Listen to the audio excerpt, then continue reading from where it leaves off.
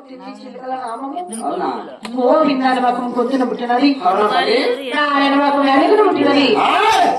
నా తల్లి గర్భంలో ఏనాడు నేను జన్మించాను ఆనాడు గోవింద నారాయణ వైగుణవాస కవిని దేవుడ నేను జన్మించినందుకు ఈ రోజు కొట్టినా తిట్టినా కడిగినా కూడా నామం పోదు మామయ్య. చూడమ్మా, మీ తల్లిగారి పోతా వయసు వచ్చినాయి, నా చెల్లి పుట్టివి మేనగోడవి చూడు.